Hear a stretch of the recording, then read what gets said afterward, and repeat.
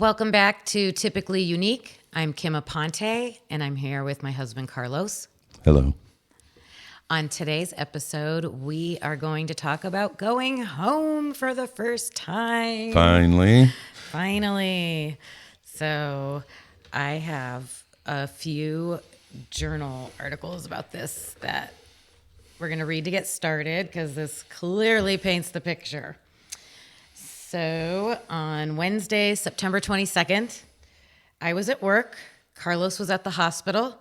And my mom and dad were driving my mother-in-law up to the hospital to stay with Ayden for a few days when I got the call from Carlos that they were sending Ayden home now. I've never packed up and left a meeting so fast in my life. Grandma's visit turned into helping pack up the room and load the car to bring Ayden home. Looking back now, it is nice that the grandparents got to help bring Ayden home. But at the same time, we were very shocked because his numbers hadn't been the 200 twice that they were preaching to us every day while his numbers bounced back. I left work, went to pick Carly up from school. Her reaction was priceless. And we raced home to pick up and make a welcome home banner. When Ayden got home, Carlos walked him around the house and then took him upstairs to see his newly painted and decorated lakeside room. Ayden's friend Chad came over the next day after school and they talked, played the PlayStation and computer games for quite a while. He really enjoyed that. We had a minor issue the next night after we told the home health care nurse not to come out because Carlos was comfortable flushing Ayden's lines because he did it at the hospital the day before. And then we realized they trained us with one kind of cap and then sent us another. That poor nurse had to drive to our house at 8 o'clock at night. Ayden spends most of his days playing his video games, and Sunday he is looking forward to watching football with his uncle and a few close friends. It is so nice to have our family under one roof, all sleeping in their own beds. Now if we can just get that sleep part in. I am up at 1:30 a.m. because Ayden just can't go to sleep at night. I finally broke down and gave him some Benadryl tonight. He wants to sleep. He just can't. Good night, Ayden. So I wanted to explain a little bit about what going home with a Broviac catheter port in and the care that takes and the things we had to do while we were at home. So we had to get trained on how to flush it. So just like when you have an IV, you can't just keep it closed off. You have to keep pumping the saline through it. Yeah, because it'll clot, right? Yeah, it'll clog up. Yeah. So you have to keep that line open. So we had to learn how to flush it, they call it.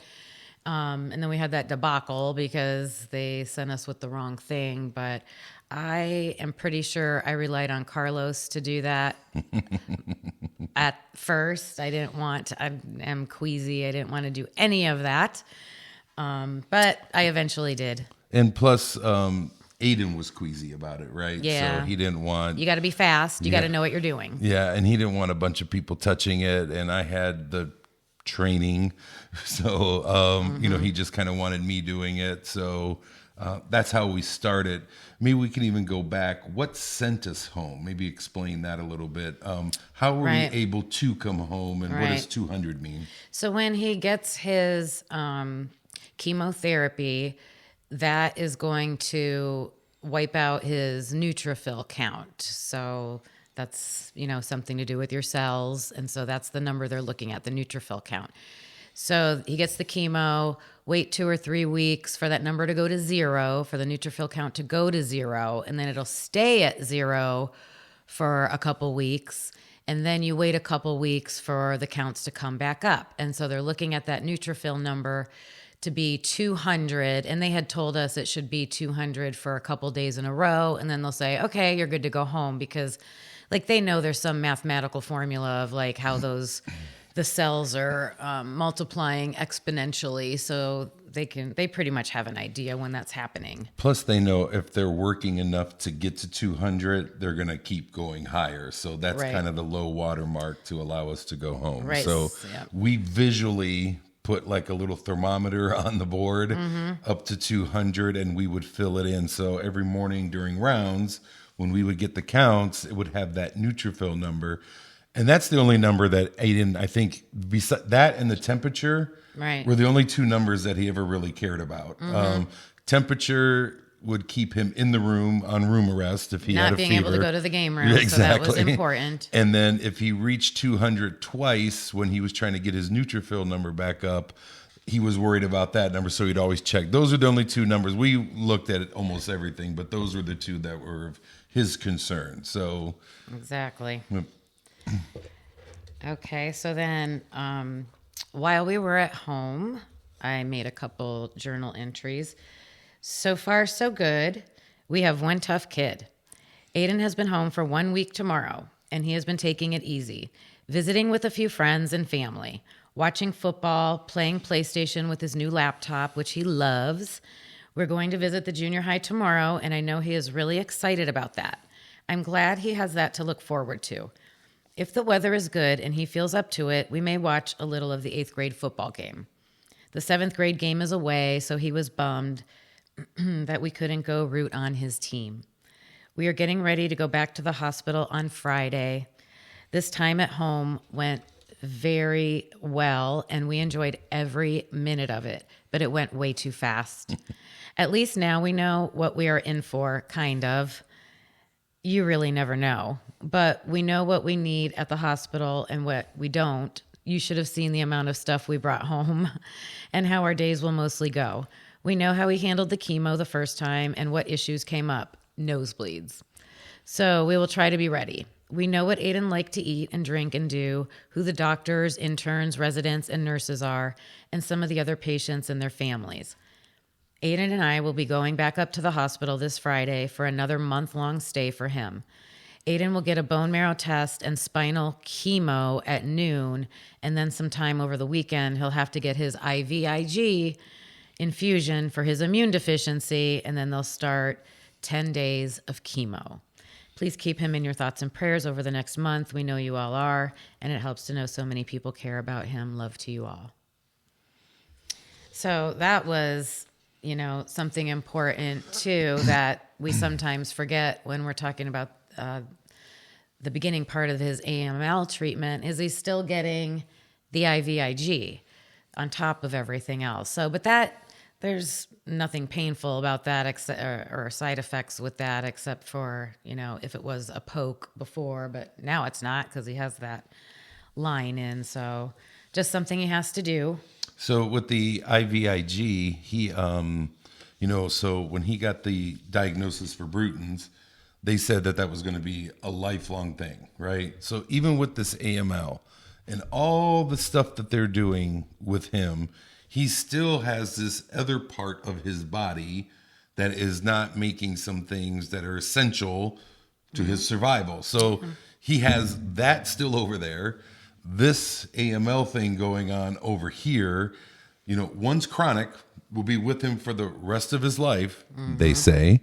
And the other one is, we're dealing with in the moment and we're trying to treat that. So even though the IVIG is just kind of putting back in some IgGs, IgAs, I don't know all the terminology. You got that right. Did I? All right, good. But and putting that stuff in, they still are giving him Benadryl before they give him this. So even when the days when he knows he's getting an IVIG, some of the things we talked about earlier during rounds is, if he's getting IVIG today, that means he's getting Benadryl. That means he's going to fall asleep. So we're going to do activities early in the morning. So we're starting to understand our routine, not only at the hospital, but at home too. If you got one at home, we would know, hey, let's do some things during the daytime because we're going to have an IVIG. And usually that didn't happen. They would try to work it out for him to do it at the hospital. Yep. And so while we were home, it was only for a week. So I think exactly 7 days. And he's very extremely immune compromised because even though his counts are coming back up, they're still low. So we had to be very cautious. So he mostly stayed at home and people came to see him. And we would do some things, just movies and things like that, hang out as a family. But masks and hand sanitizers wasn't like a big thing back then, but we used them. Yeah, he was masking before Before it was pre-pandemic. Yeah. Before. And we were using a lot of hand sanitizer, Oh yeah, absolutely. pre-pandemic as well. So we're pretty used to it before, when it kind of instituted itself. We're old pros at it. Right. So, on one of the last days that we were home, Ayden got to do something special. So that is this journal entry. Yesterday was a roller coaster day because we had such joy when Ayden got to go visit his junior high school for the first time this school year. We spent about 20 minutes or so in his class. All of the kids took turns introducing themselves, and not surprising to me, almost all of them knew Ayden from previous schools or teams or GT class. The kids were funny, and there were lots of laughs. They did ask some questions about the treatment he's getting and what the hospital is like. And we took a class photo before we left. I'm very grateful to Mrs. Marple, whose class he visited, and all the teachers who left their classes to come introduce themselves to Ayden. So the down part of the roller coaster was when we got home and the nurse came to change Ayden's bandage over his catheter lines. Mm-hmm. Ayden was apprehensive because it was a new nurse and he likes it done a certain way. We discovered that the nurse didn't have sterile scissors to cut the duoderm tape the way he likes it. After a lot of time on the phone with the nurse from Rainbow, they decided to let him go until Friday to change the dressing when we are back in the hospital. When things like this happen, I get too worked up and I know it affects Ayden. I have a new goal to remain calm in all situations like this, even if it means leaving the room for a few minutes to calm down. I just feel like my adrenaline shoots from 0 to 100 whenever something doesn't go as planned and I can't think clearly. I will be working on this for the next round of treatment. I'm still working on that today. The nurse did draw blood to see where Ayden's counts were at. The nurse from Rainbow called later that evening, and we were so excited that his counts were through the roof. When he left the hospital 7 days ago, his neutrophil count was 180. And the nurse said it was 2,700. Wow. All of his other counts were very high too. His white count was 5,000, and it was about 1 point something when we went into the hospital to begin with. I am just glad that if everything stays as it is for the next couple days, Ayden will enter this round of treatment strong. We are about 24 hours away from making our journey back to the hospital. So I want to talk about him visiting school, but I also wanted to talk about when we are sharing maybe sensitive or embarrassing things about one of us as a family. I mean, we're just doing that because it's reality. It's what happened, trying to share as much as we can. And this isn't easy for me to admit that I can't control my emotions. And, I look back on that time, and that's probably one of my biggest regrets is I wish I would have just been able to stay calm more and speak softer and things like that. And that's just the reality. It's not fun to talk about. So when we share stories like that, it's just, we're all taking it. Sometimes we'll all have our turns. I don't think you should regret a minute of it. I think that is, I do. I think that is the advocacy is 100% needed. And people have different ways of advocating for a patient in a life and death situation. And however you can advocate, whatever your personality dictates, do it. Don't hold back because I don't want to be seen as, or I don't want people to look at me less than. You are advocating, and Kim is the best advocate. I know when I get older and sick that she is going to be my best advocate for me. And not only that, she has taught me how to advocate for her, if the roles are reversed. So I see no shame in it. I see nothing but power and strength in it. And if you had to go off and cry about it, later, so be it. But in that moment, it was needed.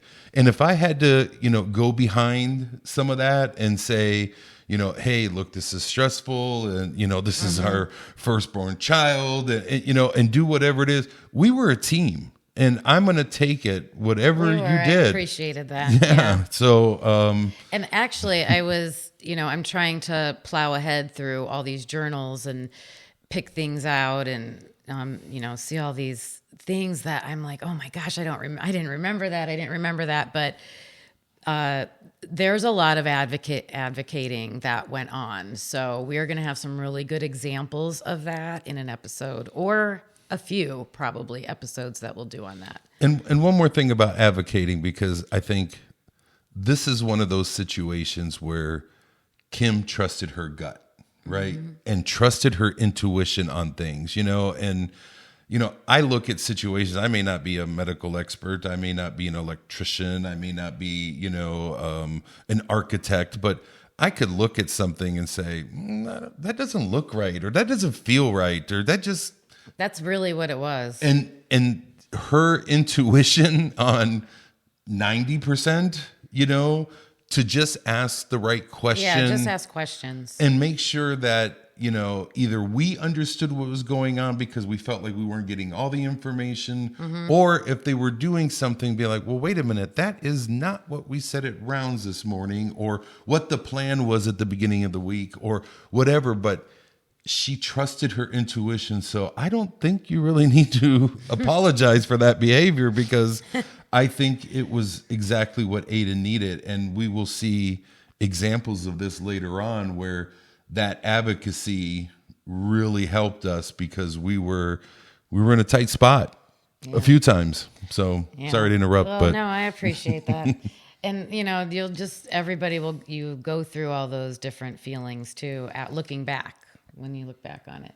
So when Ayden got to go to school, he was so excited about that. I was excited for him. All the kids were so excited to see him. And it was a short visit, probably there for about a half an hour total. He had to mask up, and he wore a hoodie. So he kept his hood up, because he doesn't have his hair now. And but he just kind of went in, and the teachers kept it super relaxed, just a social visit, just to get to see everybody and talk to everybody. So it was so appreciated.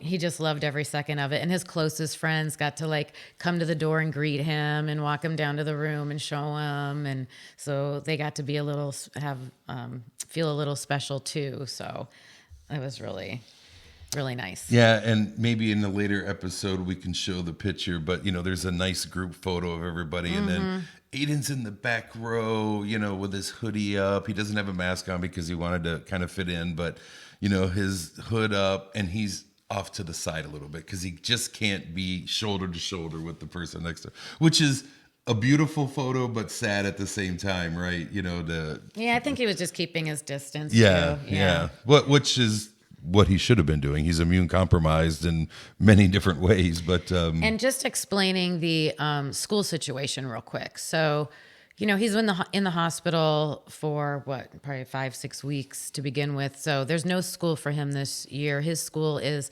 at the hospital. They have a tutor at the hospital, so he was getting his assignments from his teachers at school, working on them by himself. I would help him. He would have, when he was feeling well, see, it's hard. You have to manage all this around the kids, how they're feeling. So on days he was feeling that he would they would kind of close the game room down, I think, and use it for school. And he would meet with the teacher in there and do that. And then at the very beginning, we had set it up to have him Skype in to his classroom. And I think he did that maybe 2 or 3 times. So he was just observing when he did that. So we did a few different things. And they would ask him, they would throw him a question every once in a while, to try to include him. I'd be sitting in the background, off screen. So he was just kind of listening and watching, and I'd see them throw him a question, and Ayden's pretty stoic in the face, but I think he enjoyed it when they kicked something to him and he could answer it. And, he kind of, half smiled or whatever, but I think he liked that interaction. But that's one of those things too, when you're the parent in this situation, people that aren't in the situation don't understand, and we can't expect them to know exactly what you're going through. So, people will offer to do things like the Skyping, and it was great, and we did it until you can't do it anymore. Right. And, you can't always do those things, and he couldn't do it when he started feeling sick. And unfortunately, once we, get past this first round of treatment, it compounds on, with the side effects and everything. So he was never feeling as good as he did at the beginning when he was able to do those things. So he never kind of got back to that. So because you're never as strong, when you come off the chemo and you're recuperating. They get you strong enough. And then they slam you again. To get you again, which makes me want to kind of circle back a little bit with AML. So our schedule for the year was Ayden would do with AML a round of treatments, go home for a week, knock them out, recover in the hospital to some point, go home for a week, finish recovering, get almost back to, hey, I'm feeling like, good. I can do something, right? Get out of bed, hang out. And they bring you back into the hospital and do another 5 or 6 weeks. Yep. Right? And you go, you hit rock bottom, you come back up, right. You almost fully recover at home. They bring you back. We did that 5 times. And every round's not exactly the same. Right. So they're using different medicines every time, which are going to bring different side effects every time. So, but my point about that is just, we have to explain things to people in a nice way, and just explain that, hey, they're not feeling up to this, or they're just not able to do that at this time. So even though when they can do it, it's amazing. Mm-hmm. So we're heading back into the hospital for round 2, which is taking us into like October, November. So the holidays are going to be coming up, and round 2 is a little bit different treatment and side effects for him. So we are going to address those things on our next episode. We hope you will join us back. See you then. Bye. Bye.